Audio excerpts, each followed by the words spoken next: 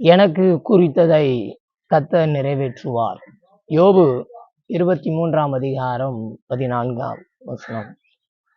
இந்த நாளுக்குரிய வார்த்தையை நாம் சிந்திக்கும் போது, எனக்கு எதையெல்லாம் ஆண்டவராகிய இயேசு 2024ஆம் ஆண்டு மரணத்துக்கு பின்பு உயிர்த்தெழுந்த பிறகு எதையெல்லாம் எனக்கு குறித்திருக்கிறாரோ அதையெல்லாம் நிறைவேற்றுவார் என்கின்ற வாக்குத்தத்தத்தை நாம் தெரிந்து கொண்டிருக்கிறோம்.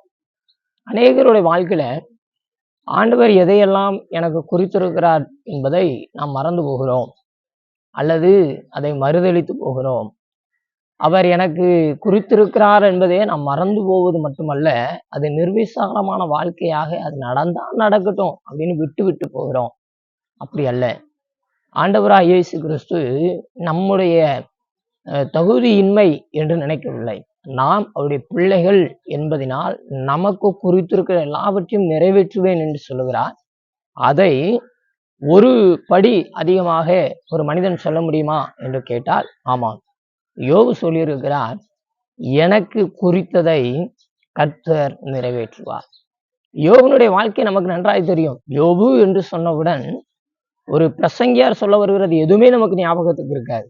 ஆனா யோபுனுடைய பாடுகள் எல்லாம் நமக்கு ஞாபகம் வருகிறது. இன்னைக்கு யோசித்து பாருங்கள், இந்த வாழ்க்கையில யோபு எப்படிப்பட்டவர். ஆண்டவர் யோபுனுடைய பாடுகள் எல்லாவற்றையும் அறிந்திருந்தார், பார்த்து கொண்டே இருந்தார். அறிந்து கொண்டிருந்தார் என்பதை விட பார்த்து கொண்டே இருந்தார். தன் மகன் தம் மீது வைத்திருக்கிற விசுவாசத்தை கண்டு கர்த்தர் மகிழ்ந்தார். அதே சூழ்நிலையில யோபு அடைந்த இன்னல்களை நித்தமும் நிமிடமும் அவர் கவனித்து கொண்டிருந்தார். ஆனால் யோபுவை ஒரு நிமிடம் கூட நம்முடைய ஆண்டவராகிய கர்த்தர் கைவிடவில்லை. யோபுவும் தான் நியமித்த தன் மனதில் நினைத்த யோபுவை விட்டுவிடாத ஒரு மனிதனாக இருந்தார் என்று நாம் காண்கிறோம். இன்னைக்கு நம்முடைய செயல் எப்படிப்பட்டது, நம்முடைய விசுவாசம் எப்படிப்பட்டது, நம்முடைய அறிக்கை எப்படிப்பட்டது என்று சிந்தித்து பார்ப்போம். கர்த்தருடைய ஆசீர்வாதம் ஐஸ்வர்யத்தை தரும். அப்ப அவர் குறித்திருக்கிறது ஐஸ்வர்யமும் நம்முடைய வாழ்க்கையில உண்டு என்பதை நினைத்து பார்த்து ஆண்டவருடைய சமூகத்திலே அர்ப்பணிப்போம். இந்த நாள் கிறிஸ்துவனுடைய உயிர்த்தெழுதலினுடைய 2024ஆம் ஆண்டை நீங்களும் நானும் கொண்டாடி கொண்டிருக்கிறோம். ஆண்டவருடைய சமூகத்தில் அர்ப்பணிப்போம்.